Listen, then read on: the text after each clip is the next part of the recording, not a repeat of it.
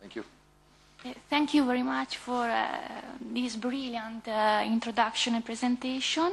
I'm immediately giving the floor to the first speaker, Luigi Francesco Gatta, a PhD candidate of University of Padova with a lecture entitled Collective Expulsion in Light of the European Court of Human Rights Case Law.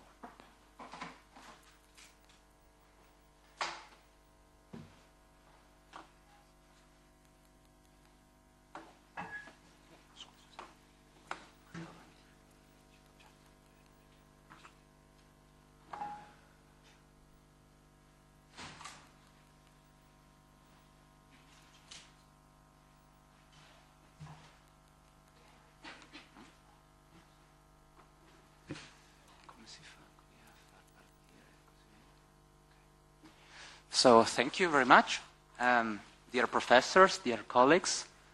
Good morning to everyone. I'm really happy to be here today. And before I start, I would like just to spend a couple of words in order to thank the University of Trento and all the organizers and the professors. I believe that today we really have a good opportunity to work and to try to better understand such a complex phenomenon like migration. And I think it's good to have also different perspectives and different points of view. So thank you very much for having invited me here. Today I'm going to talk to you a little bit about collective expulsion of aliens, which is a complex topic, which is a broad topic. And that's why I'm going to talk about it from a restrictive point of view. And that is the point of view of the European context and the context of the system of the Council of Europe and the European Convention of Human Rights and the case law of the Court of Strasbourg. Indeed, the expulsion of aliens, it's complex because we have many legal tools, many international treaties and conventions which contain provisions about expulsion of aliens. And expulsion of aliens have many implications. So it's a broad topic and complex topic. But today I will touch these main points. First of all, I will make a brief premise in order to clarify that when we talk about collective expulsions of aliens, we have a potential contrast between the migrant and the state. And both of them have of course, different interests and different rights and legal positions.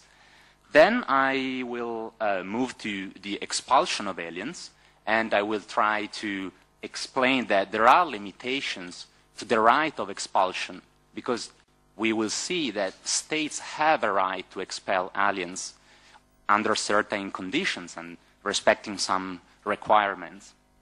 Then we will see what a collective expulsion of alien is, and we will see that is not that clear, because there is not a unified and agreed common definition of what a collective expulsion is. And we will see what the European Court of Human Rights has said about that, so to say.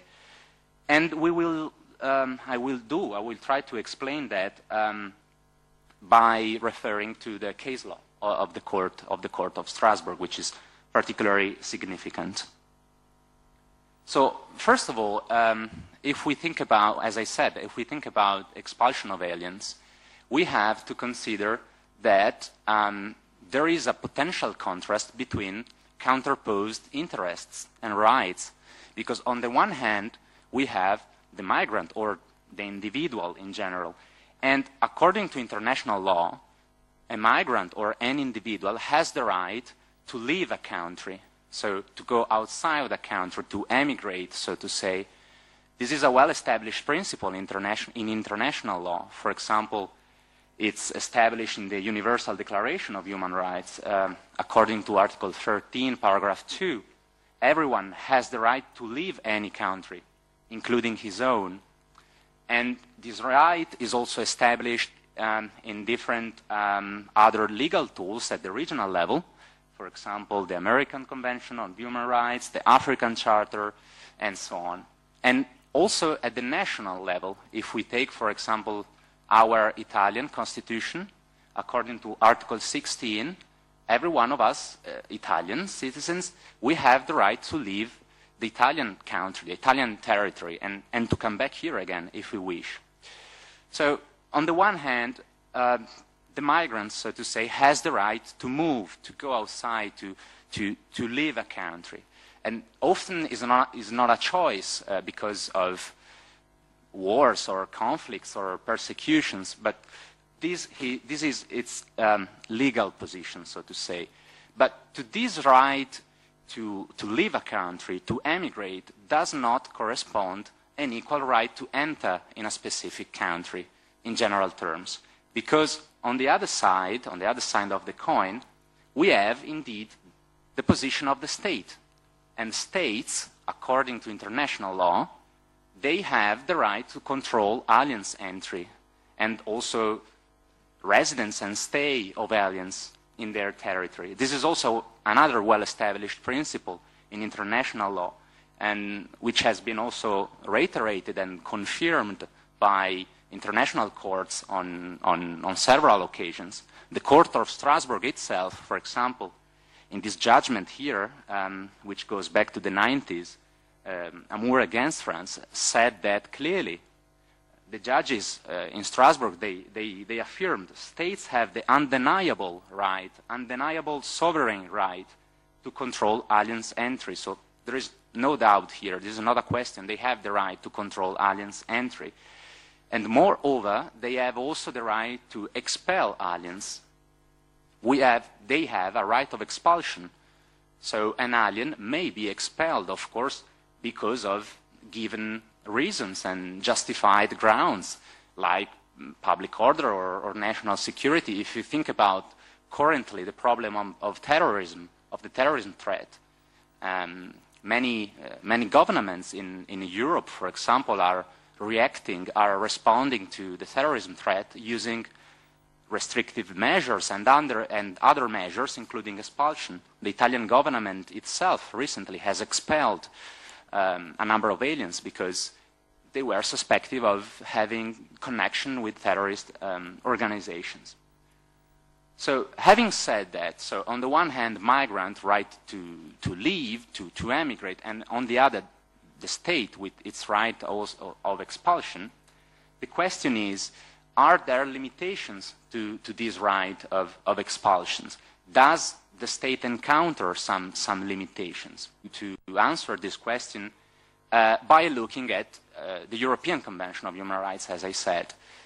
And if we have a look at the European Convention, which I have here, if we take it, if we read it, we won't find a provision, a specific provision, protecting a migrant against expulsion.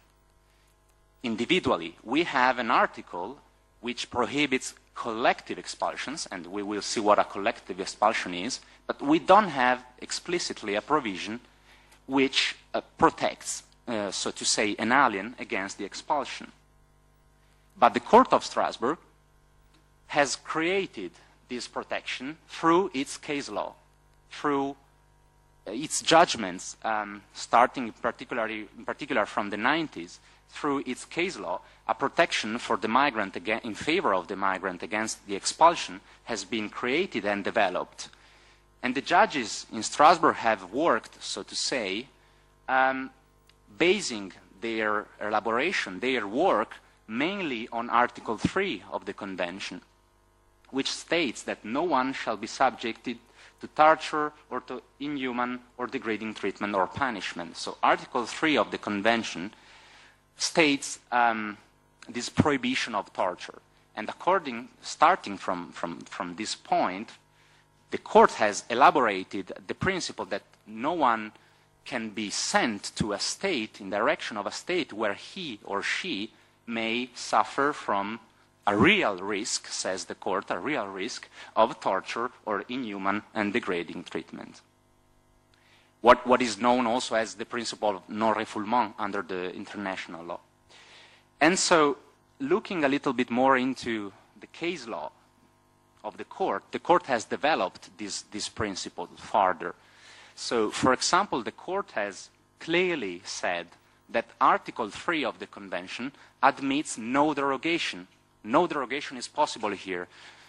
And this is also expressly, explicitly established by the Convention under Article 15, paragraph 2, but the Court of Strasbourg has reaffirmed this principle clearly on many occasions, and the last one of which is the case Claifi and others against Italy.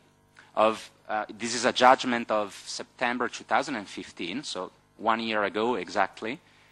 The case is now pending actually in front of the Grand Chamber because Italy was condemned but has asked to review the case, and the case has been referred to the Grand Chamber and is pending.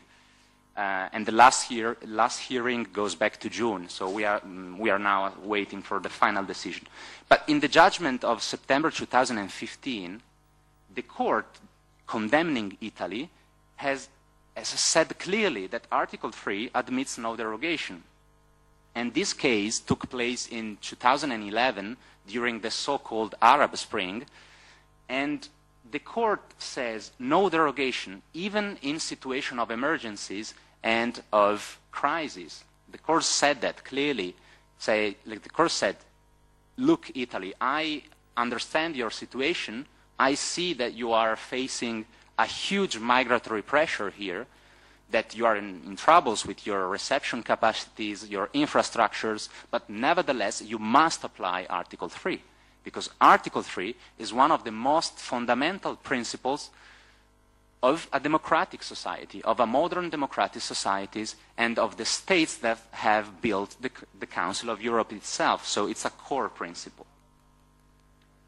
The court has also said on many occasions that what is relevant is both the direct and the indirect refoulement, or the so-called chain refoulement. So basically, the court finds a violation, a potential violation of Article 3, both in the case that the migrant is sent in direction of a state where directly there he might be subjected to torture, and also the case of a chain refoulement, so the case in which State A sends the migrant to State B, and in State B there is no sufficient guarantee that the migrant won't be sent again to another state, to State C. So that's the indirect refoulement, which has been found, for example, in the Irsi case against Italy once again. Another point that the court has highlighted in its judgments is that the core point of the protection is the risk of a treatment contrary to Article 3, the risk of suffering from torture or degrading treatments. So that means, in other terms, that Article 3 works in two directions, in two ways, ex ante and ex post. Ex post, so once the expulsion has been executed, once the decision has been executed, and once the migrant has been sent, has been expelled and suffer from torture, then the state will be condemned and will have to pay an amount of money to the victim. But the protection works out also in another way. So before the expulsion is implemented, and in this sense, the expulsion cannot be implemented. That's the protection if the applicant, if the migrant, manages to prove that there is a real risk of suffering from torture or degrading treatment. So that's another point. The burden of proof is on the applicant, is on the migrant. So the migrant has not only the interest, but also the burden to prove and to demonstrate that if the expulsion decision is implemented, he will suffer, he would suffer from degrading treatment. But the court has demonstrating in its case law a sort of modus operandi which makes easier for the migrant, for the applicant, to prove that risk. Because the court has demonstrated on many occasions to take in great consideration documents like reports, studies, and other recommendations, for example, made by international organizations and NGOs. And I'm thinking about, for example, the UNHCR, Amnesty International, Human Rights Watch, and so on. These organizations, they prepare periodically reports and country analysis situation where they analyze the human rights compliance situation in a given country, and so they can help the migrants, so to say, to prove, to demonstrate that there is a risk in that country if the migrant will be sent there. So that was a general view. Coming now to the collective expulsion of aliens, as I said, there is a specific disposition in the Convention, which is Article 4 of Protocol 4, which states that collective expulsion of aliens is prohibited. That's the Article 4, and there is nothing else than that. That's simple as that, 5, 6 words, but there is nothing else to explain what a collective expulsion is. And so the court, through its case law, has explained, has developed what a collective expulsion is and which are the terms of a collective expulsion. What means collective? According to the case law of the Court of Strasbourg, collective means that the expulsion has as target a group of aliens, as a group as such, not an individual, a single person, but a group, and without the consideration of the single specific position of every alien involved in the expulsion. This has been clarified, for example, in the first judgment, which goes back to 2002, Conca against Belgium. This is the first case in which the court found a violation of Article 4, Protocol 4. And according to the court, collective expulsion is to be understood as any measure compelling aliens as a group to leave a country, except where such a measure is taken on the basis of a reasonable and objective examination of the particular case of each individual. So the main feature of the collective expulsion is the non-individualization of the expulsion. The group of aliens is expelled as a group without considering the position, the particular position of each alien involved. So that's the difference with the individual expulsion, where we have an individual case-by-case approach. And the collective expulsion is also different from the mass expulsion. In the international treaties, in the international legal tools, sometimes we find also this term, mass expulsion. But there is a difference, according to the majority of opinions, between mass expulsion and collective expulsion. The main feature of a mass expulsion is the large number of aliens involved. On the contrary, in order to have a collective expulsion, in theory, the number of aliens involved doesn't really matter. Could be also 2, 3 maybe. But there are actually opinions, also in the judgments of the court, some dissenting opinions of some judges, who do not agree because they say, well, when we talk about collective expulsion, there should be a considerable number of aliens involved. So it's not that clear. So these are the judgments, the cases in which the court found a violation of Article 4, a Protocol 4. And so there are not so many cases, just 4 or 5 cases. The first one goes back to 2002, and the last one is from last year, 2015, although, as I've said, the case is now pending in front of the Grand Chamber, so we are waiting for the final decision. There are a couple of other cases pending, which involve Spain mainly, so Spain is actually having troubles, so to say, from this point of view. And if we have a look at the past judgments, we say that Italy is really involved in this problem, in the problem of collective expulsion, because out of 4 or 5 cases, well, in 3 of them, 2 or 3 of them, Italy was condemned. So Italy, actually, among the member states of the Council of Europe, is the state with the highest number of condemnations because of the violation of Article 4, Protocol 4. And so now, and I'm going to conclude my talk, I would like just to give some ideas of further developments that the court has elaborated in terms of collective expulsions. First of all, the court has clarified that in order to have a collective expulsion, there is no need of discriminatory grounds. And on the contrary, other legal tools, other legal treaties, for example, they do have this requirement. For example, the African Charter on Peoples and Human Rights, the African Charter also prohibits collective expulsion, but requiring a discriminatory ground because of race, ethnicity, and so on. This is not the case for the Court of Strasbourg. Of course, then, in the praxis, the aliens involved in the collective expulsion, usually they have the same ethnicity, the same nationality, but this is not a requirement in legal terms.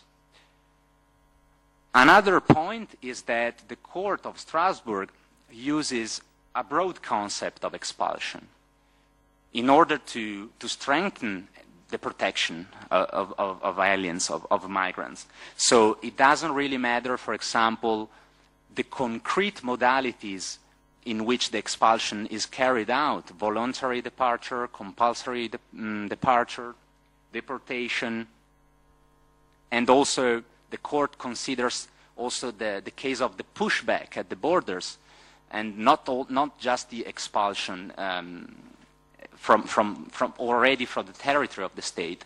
And this has been clarified in the case Irsi against Italy, where a group of migrants, they were coming from Libya on a boat towards Italy, and they have been intercepted in the high seas and pushed back to Libya by the Italian authorities. And Italy was condemned in that case, and the Italian government has tried to defend itself by saying, well, this is not an expulsion, because they have been pushed back in the high sea, and in order to expel an alien, in order to expel someone, this person first needs to reach the territory, the country, and once he is on my territory, then I expel him. But this is not an expulsion here. But the court says, no, no way, here we are talking about an expulsion, even if the fact took place in the high seas. And that's another important point of the Irsi case, because the court, for the first time, found and applied also the Article 4 of Protocol 4 with an extraterritorial validity, with an extraterritorial application in the high seas.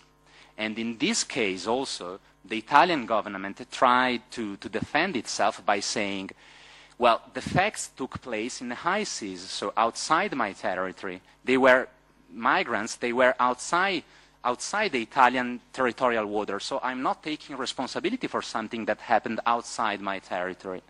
But the court, in this case, the court said, no, it's your responsibility, because migrants, in this case, they were under your jurisdiction, under your power, under your control. It was the Italian Navy there, the Italian Coast Guard, the personnel on board, they were Italian militaries. So it's... the situation falls under your jurisdiction, and it was your responsibility.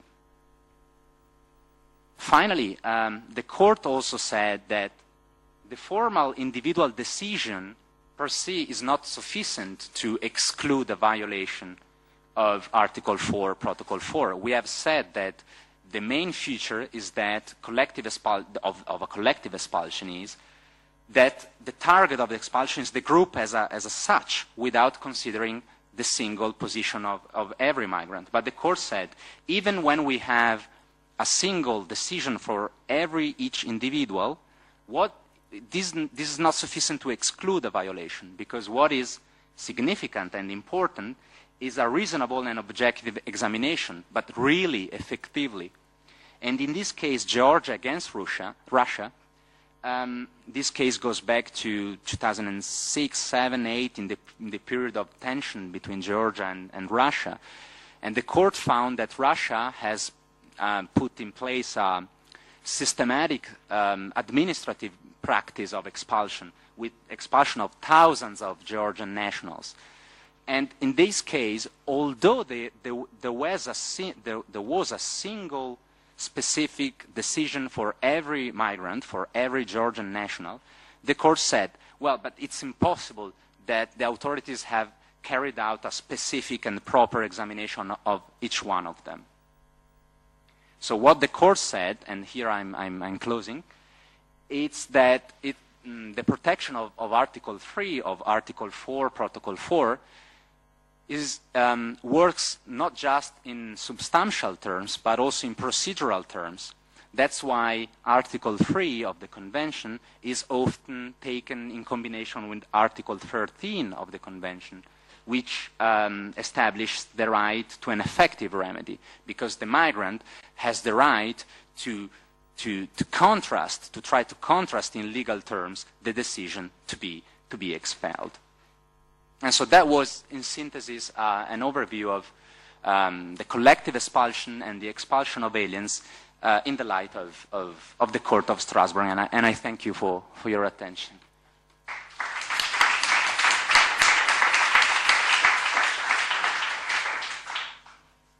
Thank you very much, Luigi. Now I have great pleasure introducing the second speaker, Gracy. Okay, Gracy Pelacani, a postdoctoral fellow of Pompeu Fabra University in Barcelona, with a lecture entitled Rethinking the Common European Asylum System, Alternatives to Face its Crisis.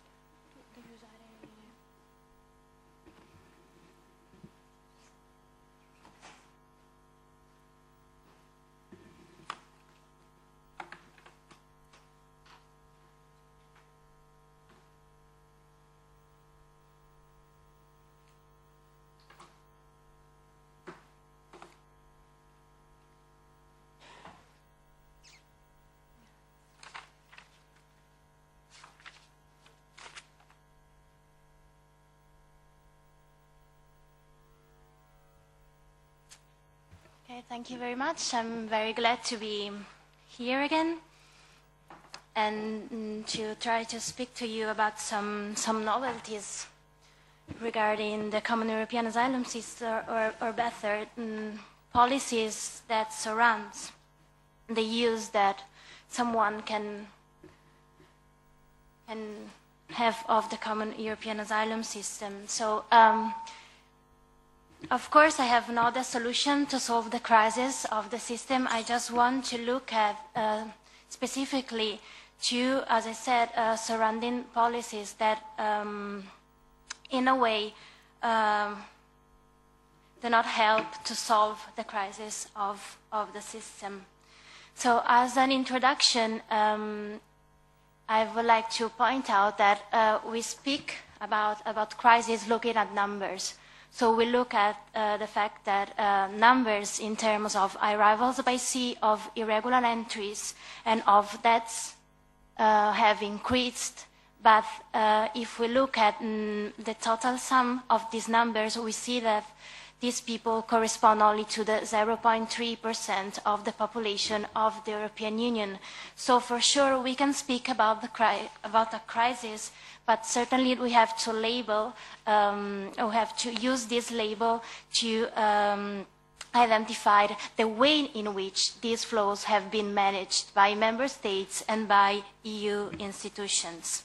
As I said, I won't speak about the Common European Asylum System, but I want to look at the ways in which someone can have access to the territory instead of entering in the European Union territory in an irregular way. And then I want to look at alternative ways to stay in the territory instead of claiming international protection.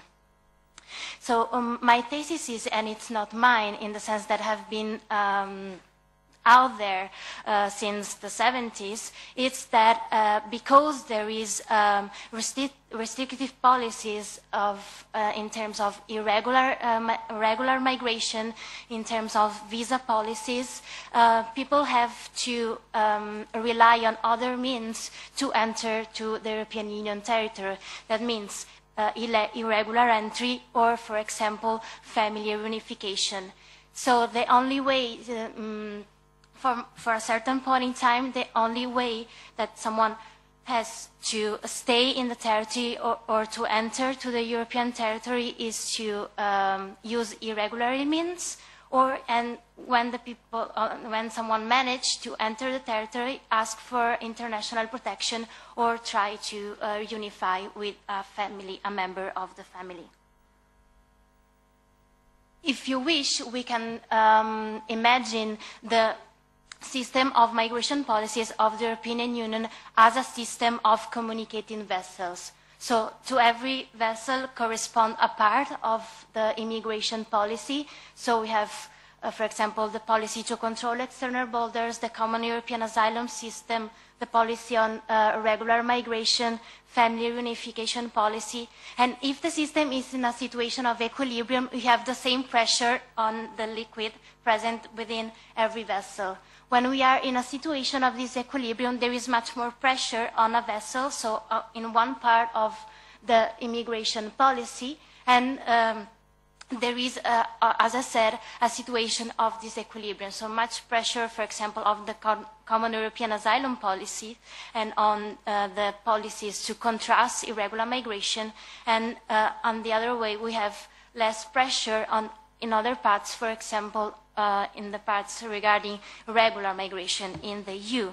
So my thesis is that the system currently is in a situation of disequilibrium, but this equilibrium is partially at least self-induced, because we have restrictive policies in terms of regular migration, in terms of family reunification. So as I said before, the only way to stay in the country is to claim for asylum and to arrive in an irregular way. So I want to look at, before I start to go into detail to these parts that are provoking this disequilibrium in the system, I want to look at the reasons and phases of what I think is an unannounced crisis. It's certainly not an unexpected crisis. Then I want to look at these aspects of the system of immigration policies of the European Union that provoke partially this disequilibrium, and then to look at the reaction of the institutions and then to the proposals of the EU institutions to solve the crisis. And particularly I want to look at the distance between the proclamations and the reality, and in detail to the visa policy, the family reunification, and the migration for economic reasons and the like. And then I will conclude with some concluding remarks. So we have some, if we look at the analysis that have been done so far of the current immigration crisis, we find some common elements. So scholars have been talking about not of a unique crisis, but about multiple crises in terms of the crisis in the government of regular migration, on the regarding the contrast to irregular migration, human trafficking, access to international protection. So we don't have a unique crisis, but we have multiple crises, and we have single crisis in relation to every aspect of the EU system of policies on migration. The other common element is that if we surely can agree on the fact that numbers are a novelty, because it's the first time that Europe experienced such numbers of arrivals, and sadly also of deaths by sea.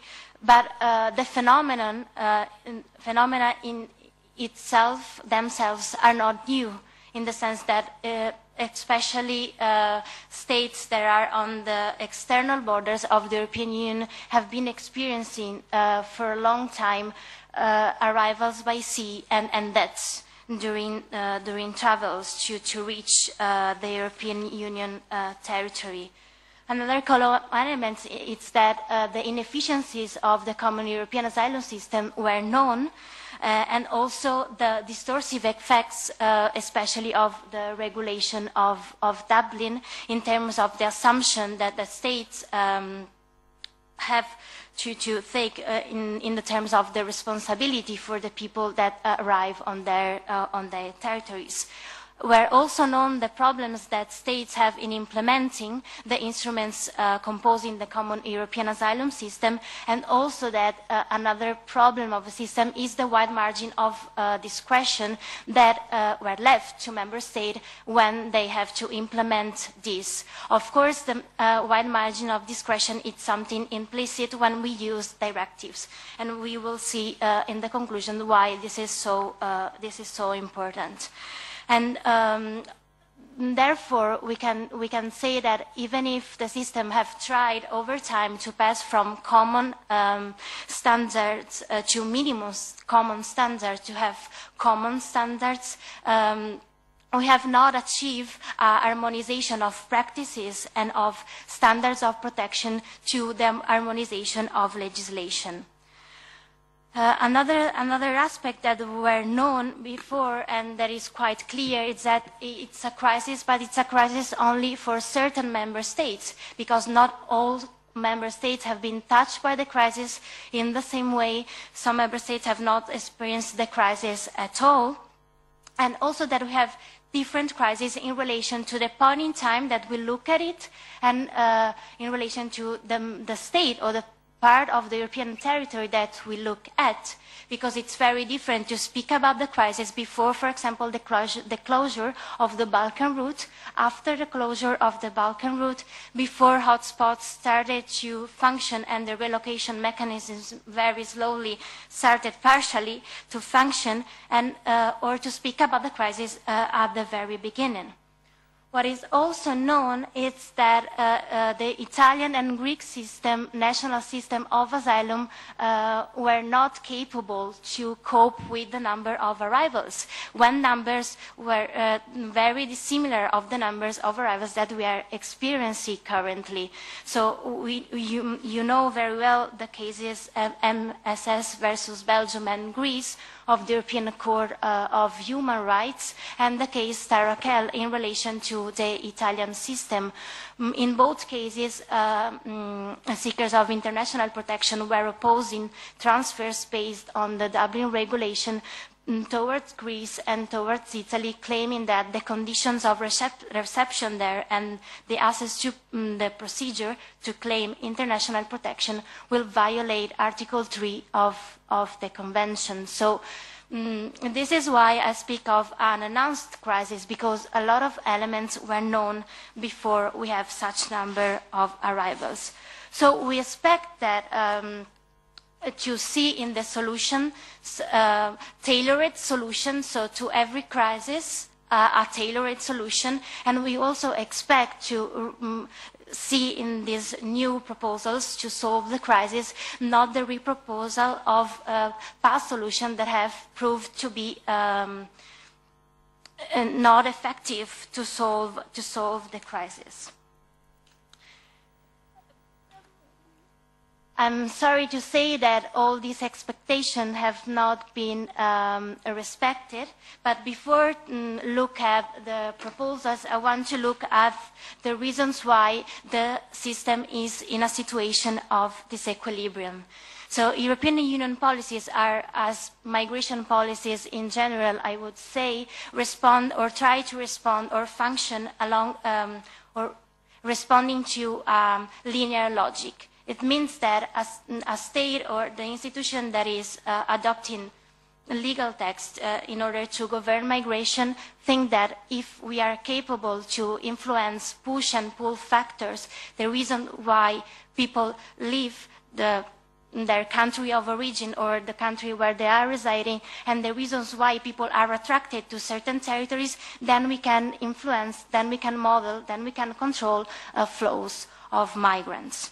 But what we have saw so far in relation to this crisis and to the previous crisis is that the reasons why people leave their country of origin and also how crises are conformed, the elements that describe this crisis do not respond to this linear logic. Instead, we see that member state and EU institutions still use this logic to adopt new norms to try to govern migration. That is that they think that the more we restrict certain aspects of the immigration policies, the more we will be able to control migration flows and to decide who is migrating to Europe. I want to look at especially one aspect of these restrictive policies, and is the visa policy that works in combination with the sanctions and responsibility that a directive adopted in 2001 imposed on carriers. It's very interesting to look at the visa policy because, as you know, we have two lists, the so-called black list and the white list. States, third states on the black list, citizens coming from these states are obliged to have a visa, a short period visa to enter in the Schengen area, and those coming from countries in the white list are exempted from the obligation to have a visa. So we see that that in order to include a state in the blacklist, it's completely absent any kind of consideration if this state is a state that is producing or has been a state producer of refugees, and there is the completely absence of any kind of consideration if the citizen that is asking for a visa to enter in the Schengen area comes from one of these states that is a country that is producing refugees. Instead, if we look at the criteria that the European Union look at in order to insert a country in the backlist, the first criteria is irregular migration. So if we have important flows of irregular migrants coming from this third state. What is also interesting is the suspension mechanism that is provided in the visa policy. That means that a state can ask to the Commission to suspend the exemption from the exemption of having a visa for a citizen to enter into the Schengen area if there is unexpected increase in the citizens coming from that state irregularly present on the member state, and if there is an increase in the rate of in the numbers of claims for international protection when the rate of recognition is very low, or if the third state is refusing to take back its own citizens when they have been ordered to leave the member state territory. As I said, the visa policy works in combination with the sanctions and the responsibility that the European Union impose on carriers. Why this is so important? Because, as you know, carriers have the responsibility to control that a passenger is in possession of all the needed documentation in order to enter the Schengen area. And if someone is not in possession of that documentation, it will refuse to be it wouldn't be possible for the person to travel to Europe. What is interesting is that carriers don't take in any account the motivation of the travel.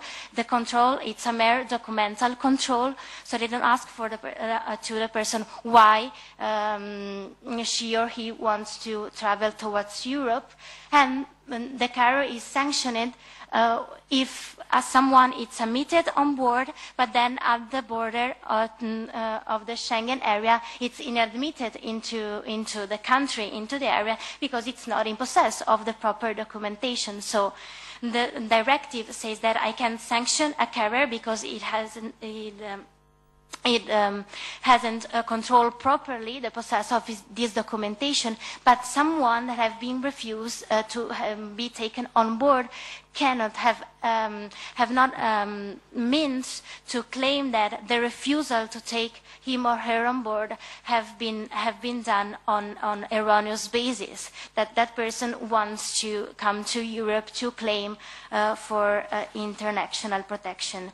So the a combination between the visa policy and the carrier sanction have been described as the most effective method to block and to reduce the flow of people seeking international protection to Europe.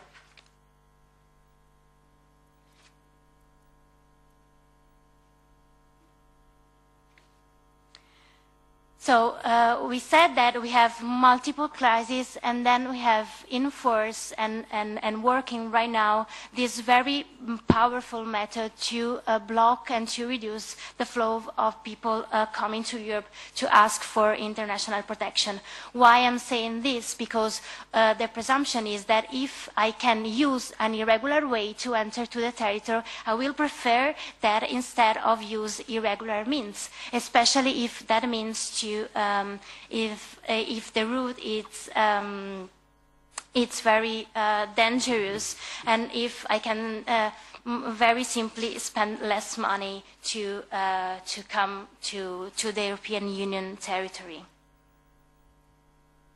So as I said before, a lot of elements of this crisis were known before, so we expect to see in the proposals of reform made by the Commission and by the Council in the last 2 years, the reflection of these known elements and not the reproposal of failed already past solutions. We find the guidelines for the future development of the area of freedom, security and justice in the strategic guidelines that have been adopted by the Council in June 2014 after when the Stockholm Programme ended its activity, and the most recent solutions, or let's say the embryonic version of the most recent solution that have been proposed by the European Commission are in the European Agenda on Migration that have been adopted in May 2015. What is very interesting, of course, the agenda and the guidelines are very long, but what is very interesting is that it has been recognized in the European Union agenda on migration that there is an inverse proportional relation between the availability of regular entry channels and irregular migration. So we expect to see an increase in the ways in which someone can enter and can stay in the European Union territory in a regular way. So let's look at the novelties that have been proposed in relation to the visa policy, because as we said before, this is one of the main obstacles that is imposed on someone that wants to enter regularly into the EU territory. And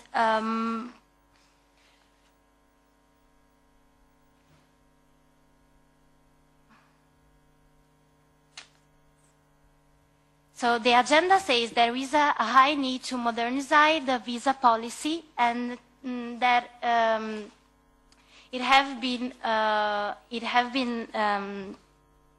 proved that the difficulties that people have in order to obtain a visa to enter to the European Union effectively have reduced the number of visas that have been assigned. So what the European Union wants to do in the future is to increase the number of visas released. But in relation to what countries? The countries that where citizens have a higher economic power. So what we want to increase is the number of visas given to people that are capable to contribute to the economic well-being of the European Union. And of course, among this group of countries, we don't find refugees, countries that produce refugees. What is interesting is that we already have within the currently in place visa policy some methods to that if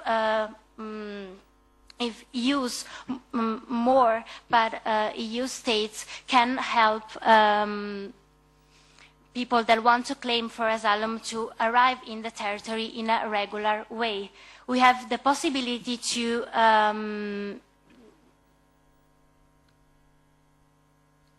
consider humanitarian reasons when we are looking at the respect of the admissibility conditions in order to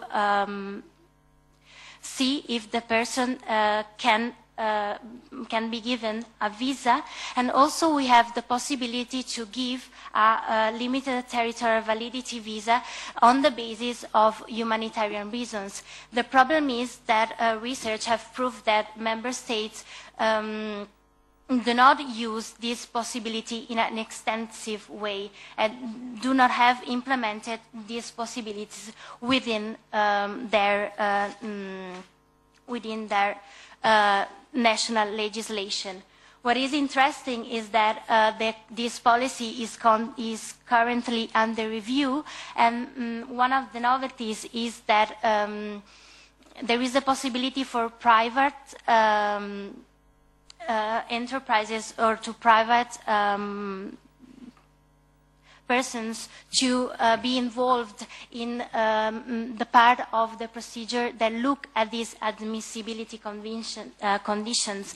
And what the European Parliament have proposed in order to reduce the risk that private will not consider these humanitarian reasons in a proper way is to propose that we have to establish an EU humanitarian visa, and also that we have to establish a control mechanisms of these private parties. Another way in which someone can arrive regularly on the EU territory is the family reunification. The currently directive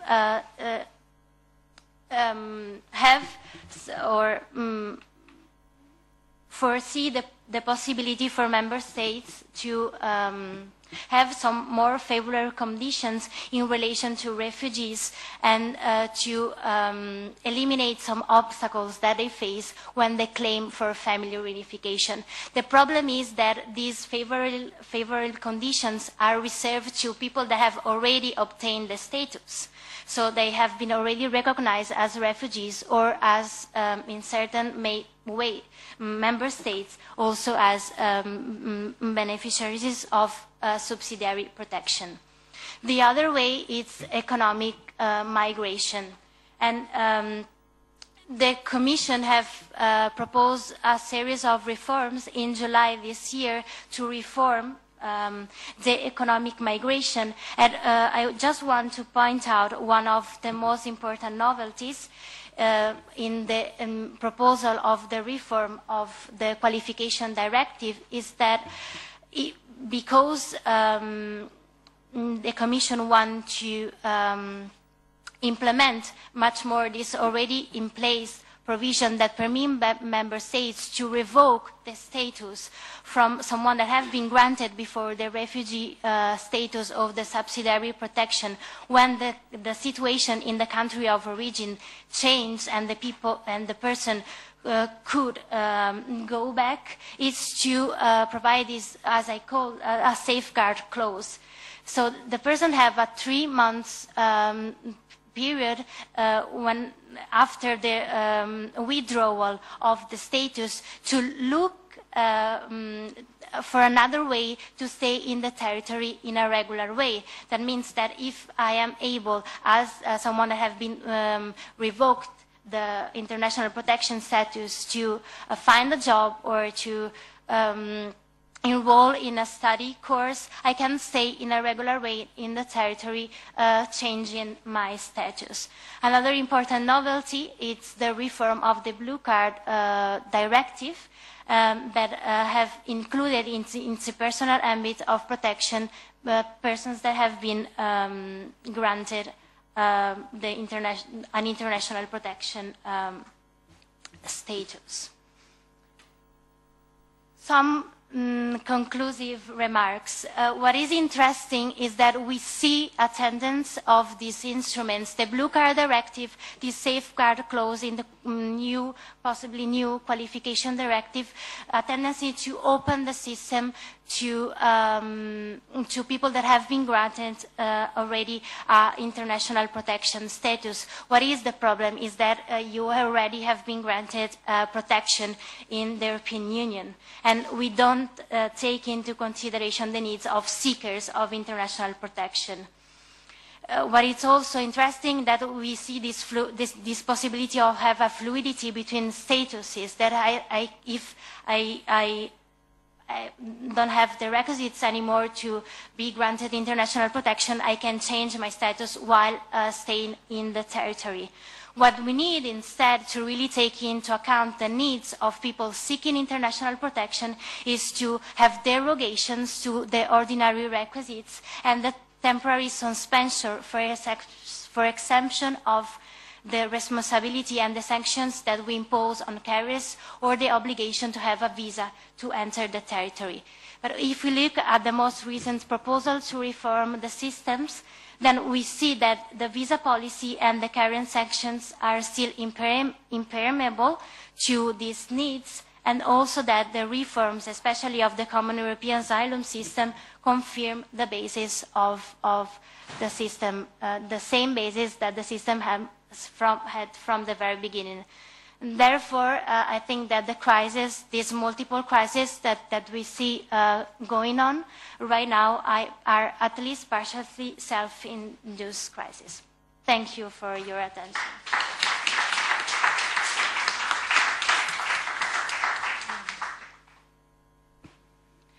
Thank you very much, Gracie. Now we have a short coffee break, and then we go on with the discussion. Or no? What? First this. Oh, okay. I don't know.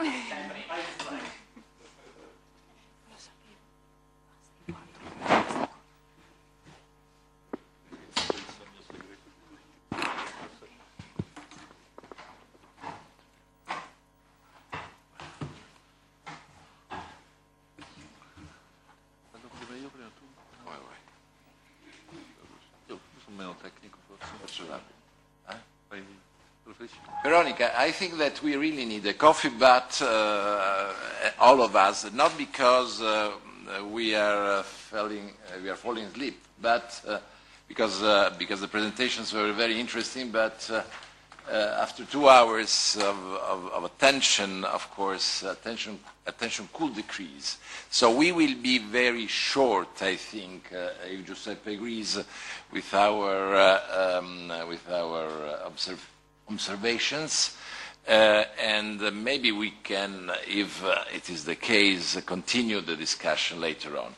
I would like just to make a brief consideration. So first of all, I would like to thank both Luigi and Gracie for their papers. I read them in Italian because they were provided to us in Italian, which of course does not help our task of making some remarks. But I will be very short and say that both of them made very interesting and focused presentation on different issues, as you have understood. But there is in common in both papers a certain, so to say, dissatisfaction and criticism on how things have been perceived by, and I refer mainly especially to what Gracy has written, by political authorities. As far as Luigi is concerned, on the contrary, I noticed that the great merit, if we want to find a merit in the evolution of the rules concerning the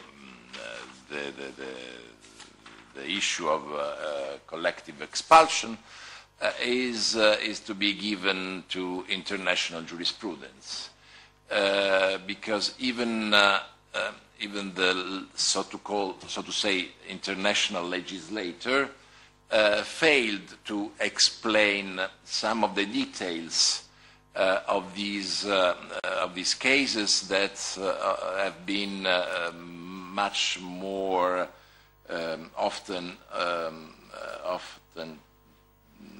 dealt with by European, especially by the European Court of Human Rights. But as regards Francesco, Luigi, I would say that we have to recognize to international jurisprudence, and namely to the European Court of Human Rights, that it made a good job in finding out and in singling out the details of these very important matters, the collective expulsion. At the same time, I must say that we have to think also, we are lawyers, and I must say that the Gatta's paper is mainly a legal paper. And of course we, first of all, have to take into account the necessity of protecting international human rights. And I must say that in this regard I'm happy with what has been said and what has been decided by the European Court of Human Rights. But at the same time, I think that something is missing by the court as regards policies. We have to think about a changing world in which the fundamental human rights must be, as have always been for the lawyers and the jurists, our beacons. At the same time, we have to think about a very changing situation in the world. We have to think about emergencies that are emerging in everyday life.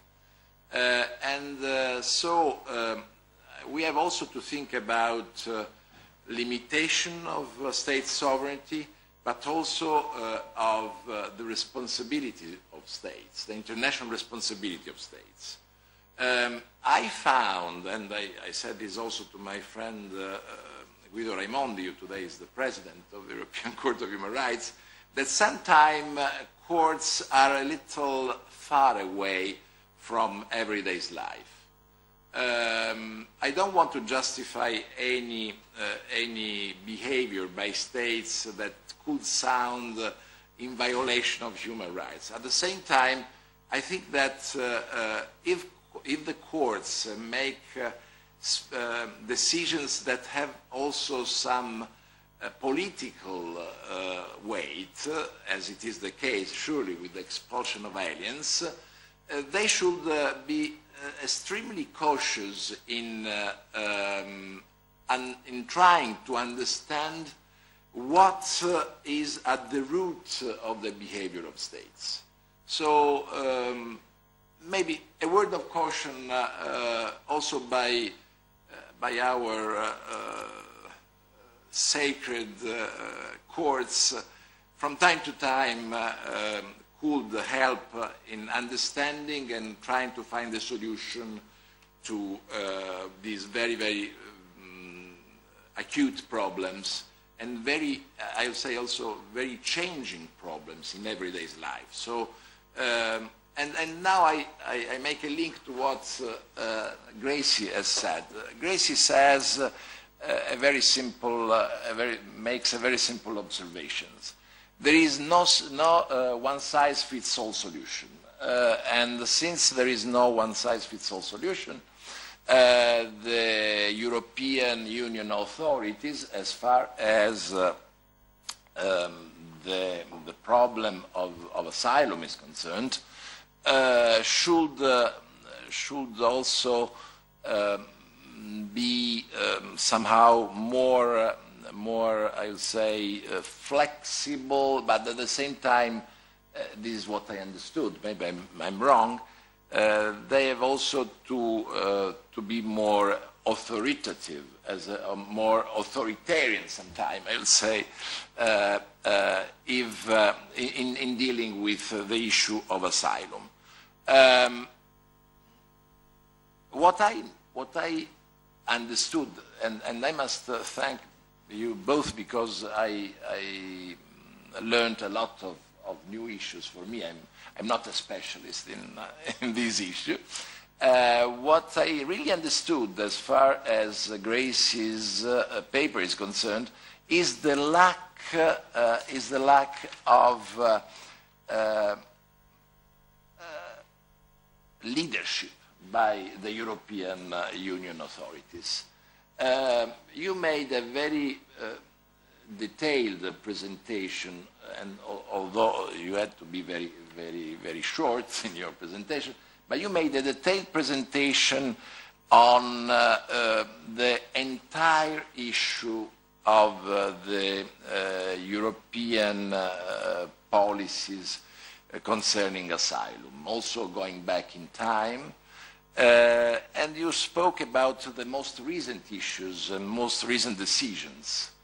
What I found, but this is maybe only my impression, is the fact that there is no leadership, there is no leading thought as regards the problem of asylum. The European authorities are taking decisions on a case-by-case basis because one day they have to give something to Italy and Greece who have difficulties in dealing with this issue. Another day they have to take into account that some states, such as Germany, are more interested in some asylum seekers rather than others. And so they adapt their decisions to these exigencies by the states.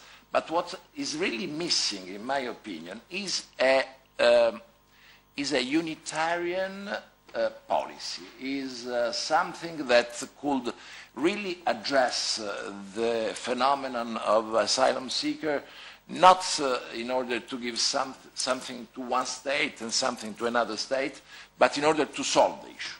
And this is something that worries me a lot. Thank you very much.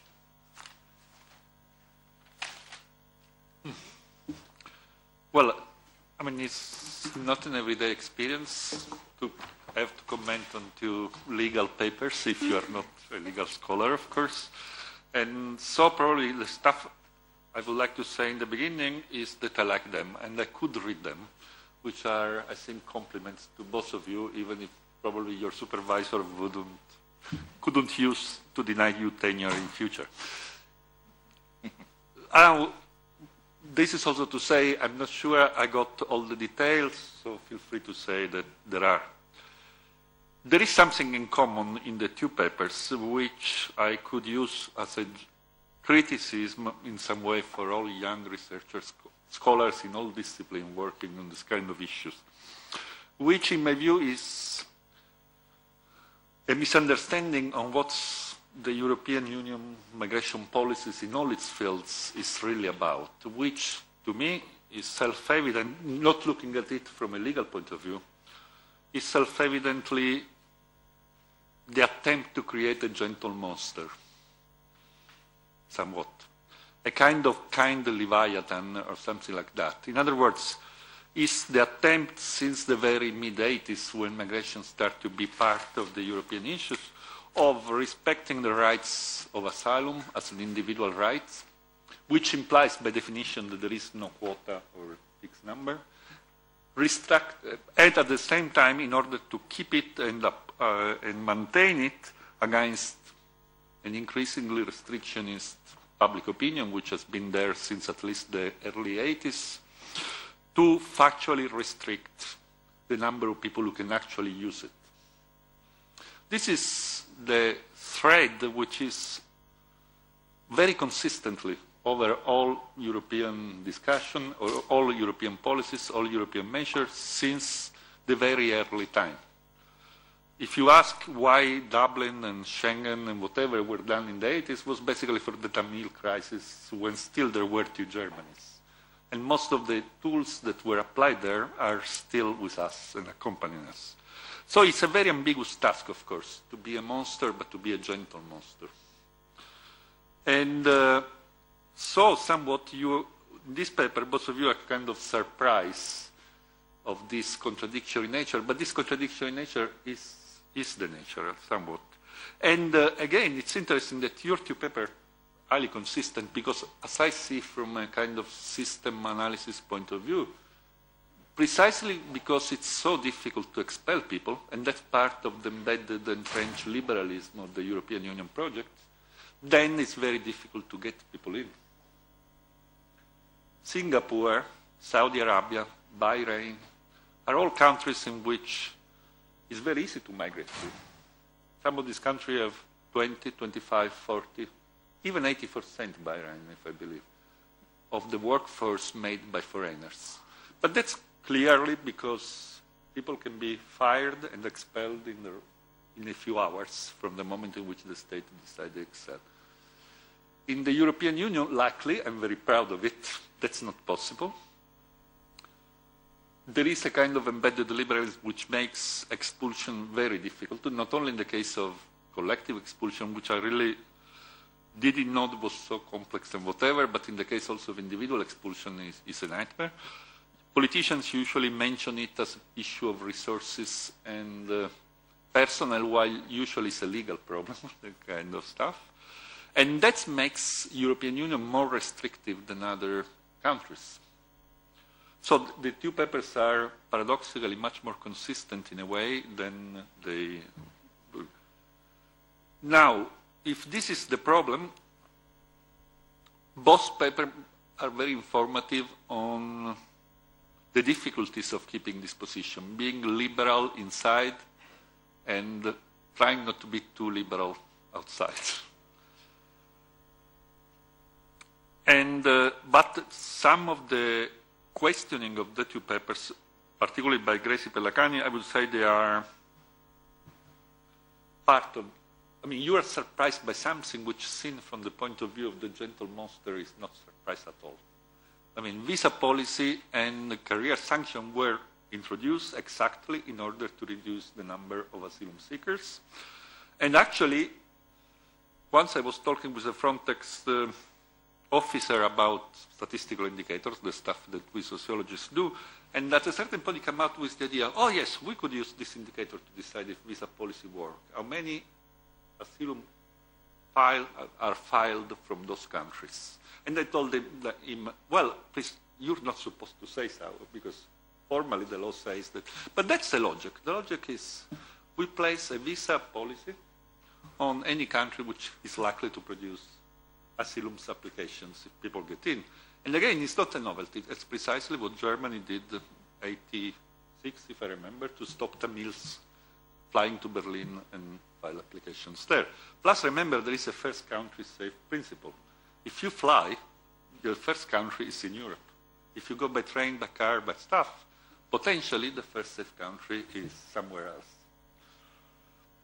So, why wouldn't it be nice if people could arrive as workers? Because that's your question, right? Or as family members, or as tourists, or students. Yes, of course, in the world it would be nice. But the problem is precisely because there is embedded liberalism inside, then people are to be kept out. Or that's at least the logic of the European model, right?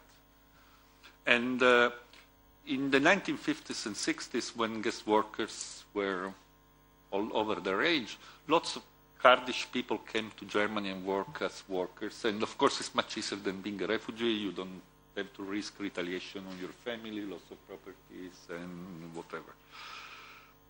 But the problem is this kind of supply of workers is not anymore there. There are no more Volkswagen and foundries and mines requesting hundreds of thousands of foreign workers in the skilled sector. And what any European commissioner would tell you is, yeah, that would be very nice. But if we open this stuff, in this stuff will enter people which will not be able to send away in any form possible. So it's not it's not a mistake. It's a purposeful policy as far as I see it. And second, I don't believe that labor migrants are perfect substitute for refugees. They aren't. They don't come from the same countries. Visa policy in Europe is not tough. Actually, the number of visa granted is increasing every year. I studied it in a paper. The problem is it increased from the countries which don't produce refugees. And it increased from the countries which are more economically integrated with the European Union, which again are countries which usually don't send so many unskilled migrants. And the problem is actually they don't send enough skilled migrants, which is what the blue cards and what the blue card is a failure because the European economy doesn't attract enough skilled workers, not because. So the problem is these flows are completely different. The skills level, languages, whatever of the refugees flow across the globe are not really consistent with the economic policy and the labor migration of Europe. And that's precisely the reason for which it's very difficult to make a functional case for the reception of refugees. We should really stay on humanitarian ground, I believe, because on that ground we are strong, while the few attempts that has been done of saying we should be open to refugee because we need Syrian doctors are actually very weak because Syrian doctors disappear after the first 2 weeks of the flow and peasants start coming in. So what I would say is I learned a lot, but probably if we would have a more kind of realist framework on the starting, lots of your questions would make more sense and wouldn't be a matter of ignorance or evil, but would be a matter of the way in which the structural forces within the European Union work.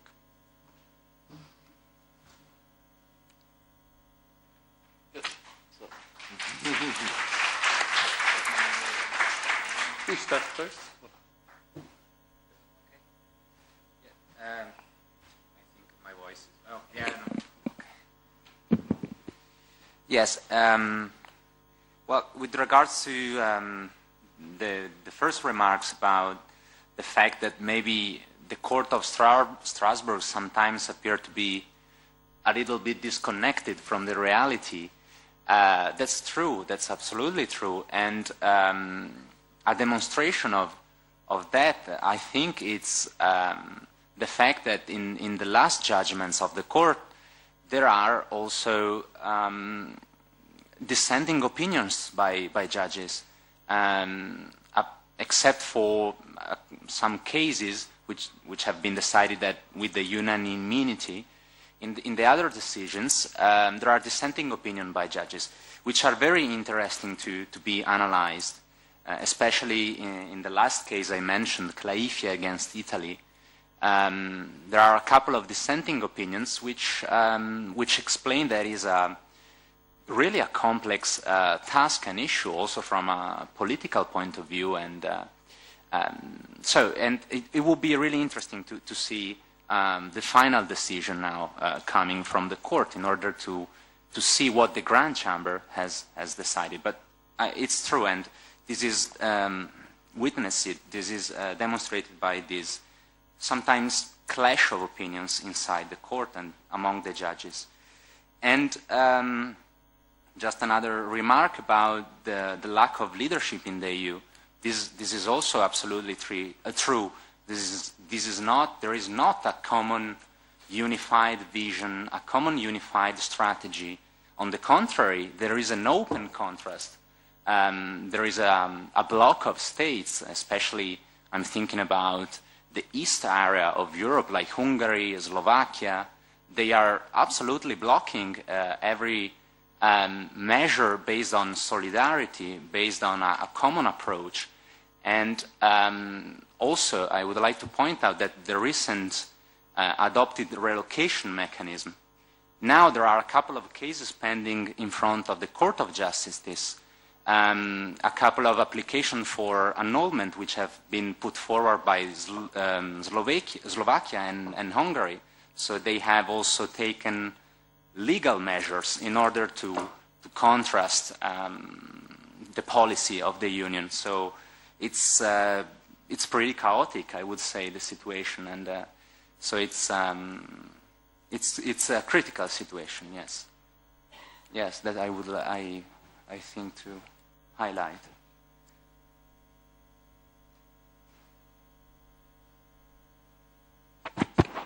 Okay, see, thank you very much for your comments. Just to a brief response on the last ones. I completely agree with your reading that policies on migration in the European Union have been constructed from the very beginning in order to be restrictive. Because when member states come together in order to share competencies on migration, they have at the national level restricted policies. No, they were zero immigration countries. So they declared themselves. So I completely agree that the system have been built in order to reduce flows. But at the same time, I cannot agree with the fact that we can read immigration without distinguishing between what between voluntary and forced migration in the first place, or better, because those two categories are very fluid, without distinguishing between people that would leave anyway their country of origin. So flows are increasing. So I agree with the fact that policies are restrictive, but at the same time they are not working in reducing flows. So people are coming anyway. We have and not only they are coming anyway, but because there are not legal means to enter to the territory, there are irregular migrants. So what I'm saying is not that I want to transform potential refugees in labor migrants, but what I'm saying is that the flows are there anyway. So instead of reforming the system, I'm confirming the restrictive basis, because formally, at least, it has been recognized that the more you restrict legal channels, the more you have people that would enter anyway using irregular entries, then maybe that haven't been done. Obviously, in the last reforms, because they are just continuing to the same way, but I mean, the problem is there, so I agree that the system have been built to reduce the flows, but it's not working, because I mean, you know it very well. If I have a motivation to leave my country of origin, I mean, of course, I'm informed a little bit about policies on the country of arrival, or but I would leave anyway if that is my migration project. And also the other fact, and this is the reason why I find so interesting that the novelties about the blue card and the fact that you have this safeguard clause that you can stay in the territory if I withdraw your international protection status and I can look for other possibilities to stay regularly, is that because the real challenge for the European Union in terms of immigration, economic migration, is to integrate people that have not migrated to the European Union as labor migrants, because we have family members, because the first way, the first floor is of family reunification, coming from people coming with family reunification, and irregular migrants that somehow manage to stay and to regularize their status, or are irregular migrants working on the black market. So the real challenge is to integrate the already present on the territorial labor force So in this sense, I think that it's interesting that in some way we see some the introduction of new possibilities to have this fluidity between status, that I am not, I don't need to have the same status forever. I can manage to stay somehow in a regular way on the territory. And that's it. I think that Professor Fullerton would like to make a short remark. May I? Thank you. I know the coffee break's waiting. I just wanted to thank both Luigi and Gracy for their presentations, which I did not read in Italian. So I appreciate your explaining them in English. And I wanted to pose a question to each of you, which then maybe we can talk about over the coffee break. Because as you were speaking, many questions came to mind. But the one, Luigi, for you, in the United States, in the newspapers, there's much talk about the EU agreement with Turkey and about how it may or may not violate the collective expulsion prohibition that you talked about. So I wondered if we could hear more about that over the coffee break. And Gracy, for you, I was recently speaking in Brazil, and a number of my Brazilian colleagues were very proud that Brazil is granting many humanitarian visas for people, particularly from Syria. But and this is a new, development in Brazil. And so I was interested in your remarks about both the potentiality in the future. I thought you were saying that there should be humanitarian visas as have been proposed, but also I thought you said that it was also possible under the current system. And I would like to hear, again, over the coffee break, because I know everybody's waiting, some of the humanitarian visas that have explicitly been granted already under the Common European Asylum System. So again, thank you both for very interesting papers. I think really that we have to go.